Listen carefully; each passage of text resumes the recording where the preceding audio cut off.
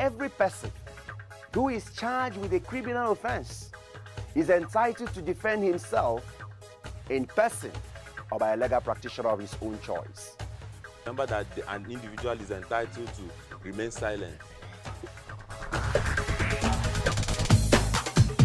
Every citizen in Nigeria is entitled to maintain a private life. You are approaching a military checkpoint or a police checkpoint without knowing that it's against or it offends them and subject you to a frog jump. That is wrong.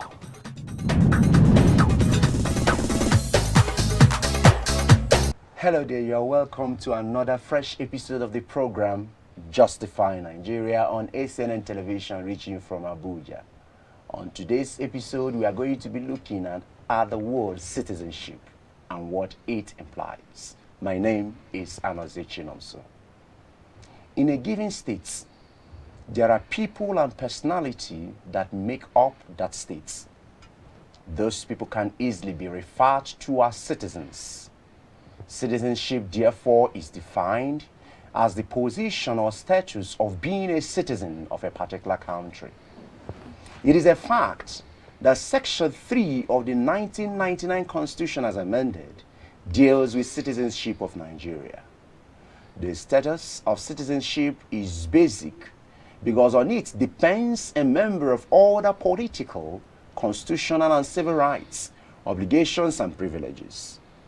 A cursory look at the Constitution reveals that some of the fundamental human rights are conferred only on Nigerian citizens, and almost all political offices and positions can be held only by the Nigerian citizens. Take away citizenship, the individual will be denied automatically certain political and constitutional rights. What then is citizenship? How did 1999 Constitution capture and picture it? Are there types of citizenship according to our laws? Are there rights and privileges of citizens in Nigeria? With me in the studio to discuss all this is Barrister Ikechukwu Wakamma. Barrister Ikechukwu Wakamma is an Abuja-based legal practitioner and member of the Nigerian Bar Association Unity Bar, and also a member of Chartered Institute of Arbitrators and Conciliators of Nigeria. You're welcome to the program, sir. Thank you so much. Thank you, Counsel. Thank you. Every time we talk about citizenship, to a layman, he might not know whether what it's all about or whether it's being contained in the Constitution. But first, what is citizenship in a layman's understanding? Well, I thank you for having me, and I thank the viewers. Back to your question. Yes. You know, the word citizenship most often is viewed loosely. But the proper context, but if you put it in the proper context, you discover that citizenship that we have today is the highest honor an individual can have in a nation. The highest honor? Of course. Excellent. Yes, I'll get to that. First and foremost, the word citizenship is derived from the word called citivars, Okay. which is a Latin word that means a congregation of people in a particular area. Now, the definition of citizenship has to be viewed in different perspectives. And I say different perspective because if you look at it from a particular perspective, you may not appreciate the holistic nature of citizenship. Okay. There is an identification perspective, which is to the fact that we are being identified in a particular area or geographical zone. Okay. So the geographical identification of Nigeria and us living in Nigeria confers a special status on us as citizens, if you look at it from the angle of identification perspective. Okay. Then the political perspective too. This is another perspective. Is another perspective of citizenship, which clearly flows from our participation in political affairs. And this political perspective gives the clear picture of the origin of citizenship, and it's good we understand it in that point. The first record we have about citizenship started in Greece. It's called Greece Polis, which is the participation of the Greek citizens, or the citizen of Greece in politics. Okay. So the whole idea stems from the fact that we need to defend our territory. We need to do as much as we can to make sure that nobody outruns us. Because if you understand how it was then in the origin of states, you know, how the states are formed, you understand that the idea was to defend the states so that nobody conquers you in war and takes you into a captivity or intimidates you. So the Greeks' polis idea of citizenship is one that has to do with the citizens' responsibility to the states. Okay. Again, we are still on the political perspective of citizenship. Yes. I don't know. I know you must have come across the popular words of Aristotle that says, "Not to participate in community activity is either to be a beast or a god." Yes. So that is back to the Greek style. Then we move from the Greece to the Roman era. Still under political perspective. Still under political perspective. So the Roman era is a hybrid of the Greece era that looks at what the citizens gives back to the society, now to what the society will derive from the citizen. Okay. So that was why I recall mentioning that the word citizenship automatically confers two things. First is an obligation. Yes. Secondly is a right. Then in the Roman time, you look forward to a protection from the sovereignty. And when I was looking about it, in fact, the reference that was made that was very interesting was what happened in Acts of Apostles chapter 16. Okay. If you recall, Paul and Silas was arrested and beaten. And at night, they sent the police officers to tell them, the magistrates sent the police officers to tell them that they can go. They said, you know, you have beaten a Roman citizen. And they took the word back to the magistrates. And the magistrate was a bit scared. He said, are they Roman citizens? That means I'm in trouble. In the sense that in the Roman era, they understand that being a Roman citizen confers some rights to you. So if you look at that part, I think verse 35 to 39, you know, they were apologized. They apologized to them and then escorted them secretly to leave because of their status as a citizen.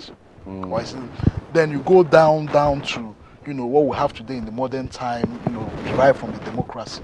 So that is that for political perspective. Then we have another perspective called the legal perspective, which is the perspective that is derived from the Constitution. For every nation Or states. They have defined what it means to be a citizen and how you can become a citizen of that particular nation.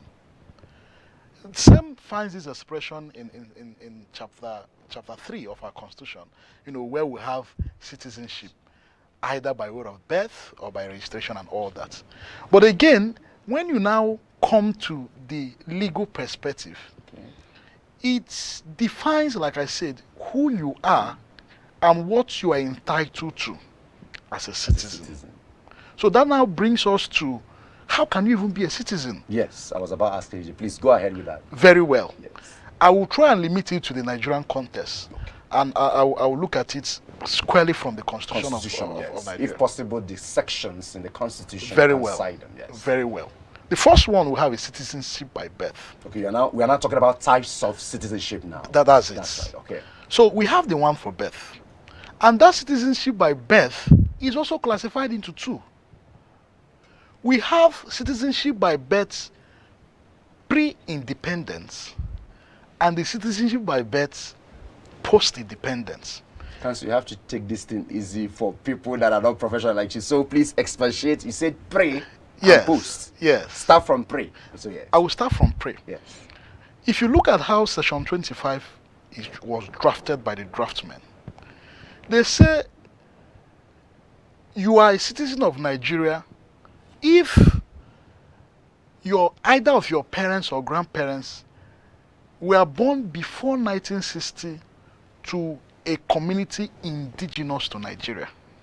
That is pre now? Pre. Yeah, exactly. So for you to actually claim your citizenship under pre-independence, you have to satisfy that one, either of your parents were born in Nigeria. Now the qualifying word is in.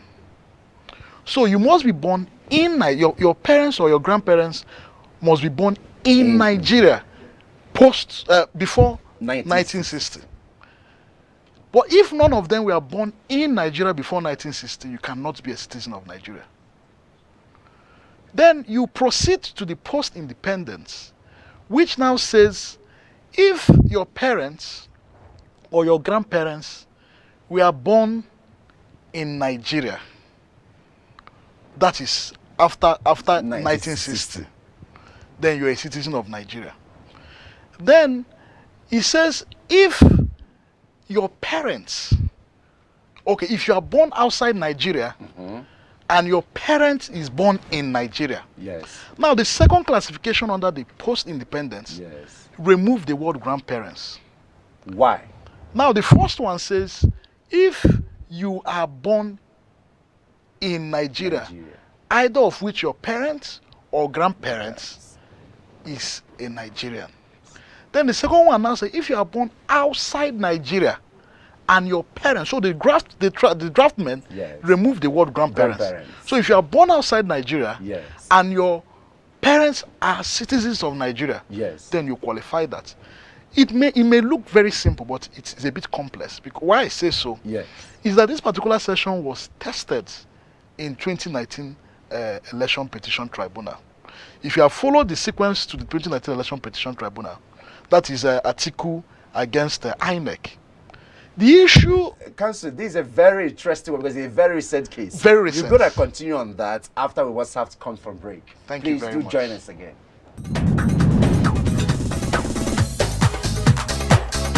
Hi, you are welcome to the speaker on ACNN television reaching from Abuja. My name is Anozie Chinomso. The word citizen exists anywhere and everywhere in the world. This is because there is no man on earth who is not a citizen of a place. Where citizens exist, it is expected that good governance should be provided in order to meet the needs of the citizens. A cursory look at Nigeria reveals that Nigeria has all it takes to better the lives of her citizens. But in a situation where we have looters and thieves occupying positions of leadership, one wonder whether they are citizens or rebels. The 1999 Constitution of the Federal Republic of Nigeria, as amended, spelled out the duties of our political leaders, whether it's the executive, legislature, or judiciary. But from the look of things, it appears that we have more rebels than citizens. For the avoidance of doubt, a citizen is a person who takes an active role to ensure that his state moves in a right direction. A citizen is a person who owes allegiance to a government in order to improve the quality of life and ensure a good standard of living. But what do we see in Nigeria today? We see a Nigeria where insecurity of lives and properties is no more a priority. We see in Nigeria where more than 43 farmers were slaughtered and buried. We see a Nigeria where Mr. President visited his home state only for more than 333 students of Kankara Science School kidnapped. We see a Nigeria where the president refused to sack the service chiefs, even when the so-called service chief knows themselves that the word competence can no longer be found in their dictionaries.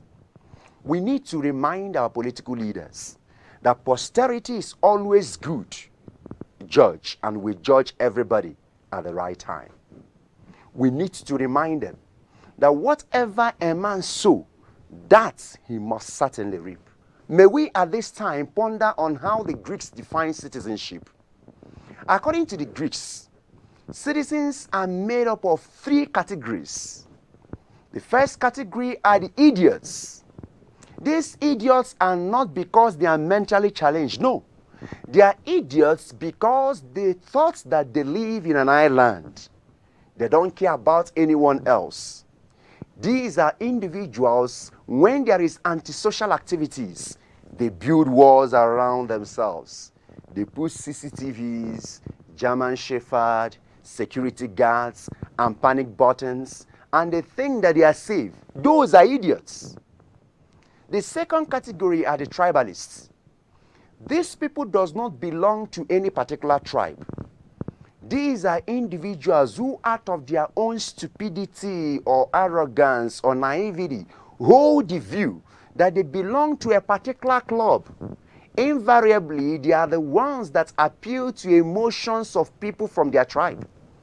They are individuals, if when they have stolen, and they tell their tribe, especially those that are not educated among them, and adopt them and say, we know he's a thief, but he's our thief, he's ours.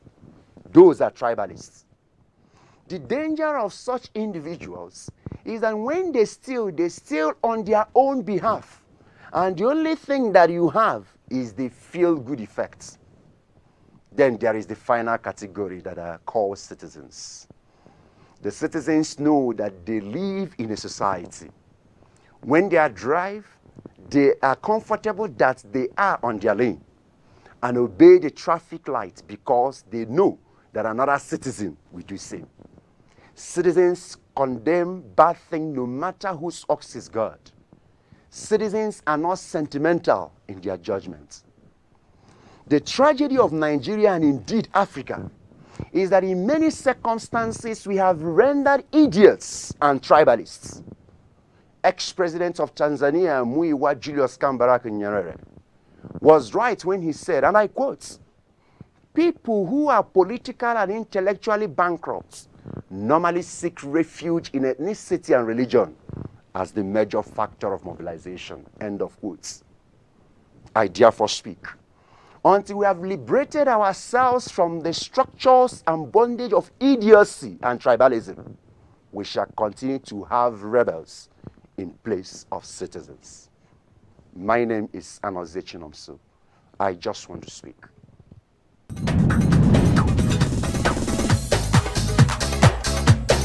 Hello there, you are still there on Justify Nigeria, and we are still here with Barrister Ikechukwu Nwakama. Barrister Ike, before you went for break, you are trying to illustrate the complexity in that particular section, where you say it appears so simple, but it's a complex one. Please, can you explain why it's a complex one in the issue of somebody born outside Nigeria, maybe United States or America or Britain, but the parents are here, and you are saying that the person is also a citizen? Yes. Yes. You know, like I did mention earlier, the post-independence citizenship. Is there any way this is in Constitution? Of course. Do we have? Okay, if we have a copy, yes, I can you read can, it. Yes, please. You Thank can. you very much. Yes, you can, please, so now, that we educate our viewers. Yes, Section 25 said, the following persons are citizens of Nigeria by birth. He said, every person born in Nigeria before the date of independence, either of whose parents or any of whose grandparents belongs or belonged. That's pre now. Yes, that's pre. To a community indigenous to Nigeria. Okay. You know, like I had explained earlier, yes, it has to be shown that your parents or grandparents exactly it belongs to a community indigenous to Nigeria. Yes, sir. Whereas the post-independent now says, provided that a person shall not become a citizen of Nigeria by virtue of this section if neither of his parents nor any of his grandparents was born in Nigeria. Then subsection B now said every person born in Nigeria after date of independence, either of whose parents or any of whose grandparents is a citizen of Nigeria. So when you are born in Nigeria after independence and you can trace the roots of your parents to Nigerian citizen or grandparents, then, but you have to be born. You know the word I use is in. Yes. You see, the qualifying word is in. So you have to be born in Nigeria, and your parents or grandparents has to be citizens of Nigeria. That qualifies you as a citizen of Nigeria. Okay. Then the C now says every person born outside Nigeria. That is the place I'm waiting for you. Yes. Okay. Either of whose parents is a citizen of Nigeria. Now the grandparents are out. We're removed by the drafters. Why did the draftsmen now remove that grandparents in this particular subsection? The rationale is very simple. Okay. First, when you are born outside Nigeria, for example in UK or United States, then if we leave it very loose, it means that we are going to leave our citizenship to persons unknown, because there are some persons who migrated to America and UK by virtue of slave trade. Yes, sir. So by the time you begin to trace their parents and grandparents, and you continue to trace them when they are born It will be outside complex. Nigeria, it will be complex. So to limit it, they said, you know what? If you are born outside Nigeria, and you can trace the citizenship of your parents in Nigeria, then you are a citizen. This was a very serious issue in the last election petition, presidential election petition tribunal. If you had followed the sequence, you will see that APC had challenged the citizenship of the former vice president, His Excellency Atiku Abubakar, on the basis that Atiku Abubakar is not a citizen of Nigeria. And they placed reliance on that section 25 sub 1A. And what was their claim? They said Atiku was born in a community called Jida in Adamawa State. Okay. And that community was under, according to them, the northern Cameroon. Okay. And there were issues as to whether northern Cameroon and Jida and that part of Adamawa State Yes. is to be part of Nigeria. Nigeria. Then a plebiscite was held by the British Cameroon Council in 1961, where they now recognized that part of northern Cameroon as Nigeria. The argument by APC was that as at 1960, neither your parents nor grandparents are citizens of Nigeria, because they were citizens of Cameroon. So you cannot take benefit of the pre-independent citizenship, because neither your parents or grandparents can trace to a community. Yes, Remember, the constitution says a community indigenous to Nigeria. But the beautiful thing is that the tribunal was very clever when they gave decision with respect to that. Okay. The tribunal did not make an emphatic, clear-cut decision as to whether Alhaji Atiku Abubakar is a Nigerian or not. Okay. They said our powers to hear election petition is circumscribed to what the petitioner has submitted. And by this I mean the jurisdiction of the Presidential Election Petition Tribunal is limited as to whether the person that won the election in accordance with the law. So they were so constructive in their decision. Exactly. So they did not wade into deciding whether it is post or pre-independence and whether JIDA was plebiscite. In fact, they even made an application to United Nations seeking for that plebiscite of 1961. So it was a serious. So when we read this context of citizenship, and it might look very meager, but when it is challenged, you see that there are a lot of issues that arises from it. Today we are looking at part of Nigeria that have been seceded to Cameroon, or some part of people that migrated to Nigeria from border. So it is not just enough to say, okay, I am a citizen of Nigeria. You have to trace, particularly for people who are born before 1960. You have to trace the paternity of your parents or grandparents to a community indigenous to Nigeria. So the tribunal completely shied away from that responsibility and said you cannot begin to question the qualification of person who have lost election, because your duty as the respondent is to defend the integrity and accuracy of that election. So first you become a citizen of Nigeria by birth, and I did explain, it can be pre-independent, it can be post-independent. Immediately arising from that is another type of citizenship, which is a citizenship by registration. Now this citizenship by registration is not afforded to everybody. Is afforded to two categories of people. First is that you will be a woman married to a Nigerian husband. So we say that this section is discriminatory in its nature, and I will explain.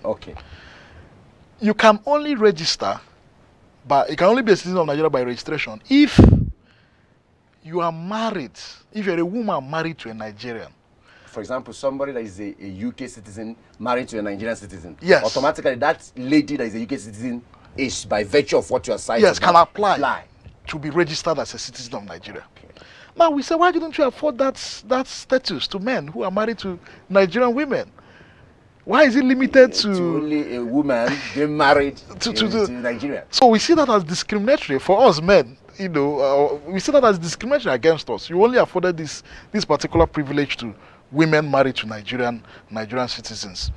Now, the second arm are persons born outside Nigeria whose grandparents are citizens of Nigeria. Now, this particular section complements the section 25 sub C that excludes them. So you now have an opportunity where you can come in as a citizen of Nigeria by way of registration if either of your grandparents were born in Nigeria. Now is another category of citizenship. Coming out from this, you now have citizenship by naturalization. Okay. So it's a citizenship afforded to people who are neither, whose parents or grandparents are neither from Nigeria, but desires to be Nigeria. If you look at the qualification of becoming a citizen by naturalization, it is more complex than citizen by registration, because by registration, the president just needs to know that you're a person of good conduct, you place allegiance to Nigeria, you have shown that you want to domicile in Nigeria, that's all. But when it comes to naturalization, it's a bit more. Okay. Because it requires that you have to demonstrate how you can be of value to Nigeria. There are more requirements that is given to you, you know, for you to qualify to enjoy citizenship under that category. Okay. But for men that were discriminated Yeah. by virtue of registration under section 26, there is another section, section 32, now gives them a leeway to come in. Okay. They can now come in by special immigration status. Okay. So which allows them to apply to the presidents to give them a special immigration status that allow them ingress and egress in Nigeria at will. Thank you very much. Really appreciate that expository explanation of citizenship. Now, Council, before we go, we have a few minutes to end the program. Section 28 of the Nigerian Constitution talks about dual citizenship. Can you explain in its entirety to the understanding of our viewers what Section 28 is all about when you talk about dual citizenship? If you can cite it, Yes. it's very wonderful. Yes, permit me to read section 28. Yes. So it is subject to other provisions of this section. A person shall forthwith his citizenship if not being a citizen of Nigeria by birth, he acquires or retains his citizenship or nationality of a country other than Nigeria, of which he is not a citizen by birth. Now, what it means is that in Nigeria, you can have a status of dual citizenship. Okay. But your dual citizenship, or the second category of Nigerian citizenship, will mean that you are a citizen of another country by birth. Then you can become a citizen of Nigeria either by registration or naturalization. Okay. Now, if you are a citizen of Ghana, For example. yes, and you become a citizen of United States of America, and you then want to be a citizen of Nigeria, Yes. this constitution says you have to forfeit One. that of United States. Okay. You cannot be a citizen of United States by registration and citizen of Nigeria by registration. Suppose if the person wants to be a citizen of Nigeria by naturalization. But you have to forfeit that of. Okay, the condition you must forfeit. Yes. The only one you are allowed to retain is by birth. Any other citizenship outside birth, You must forfeit it for you to take up the position of dual citizenship in Nigeria. So yes, it is possible to have a dual citizenship in Nigeria. Then it's not enough to have that, but you have to establish that your other citizenship is by birth and not by any other means other than birth. Thank you very much, Barrister Nwakama. If I were going to invite you again to throw more light on this citizenship, it's a very interesting something. Thank you so much. Thank you for having me. You're welcome. Viewers, you've heard it from the man himself that it's possible for you to have a dual citizenship, provided that the other citizen you have acquired must be forfeited if it's not citizenship by birth. Thank you very much once again. Thank you for having me. Conferment of citizenship is a privilege of the states, and no one can claim a birthright of citizenship of every given country. It is within the discretion of every state or country to make laws providing who shall be its citizens and when the citizenship can be denied or taken away. It is further important to note that citizenship status also entitles the citizen the protection of his states when he is abroad, and as such all rights and privileges that is attached to citizens is also extended to such individual that is abroad. Viewers, this is where we draw the curtain on today's episode of the program.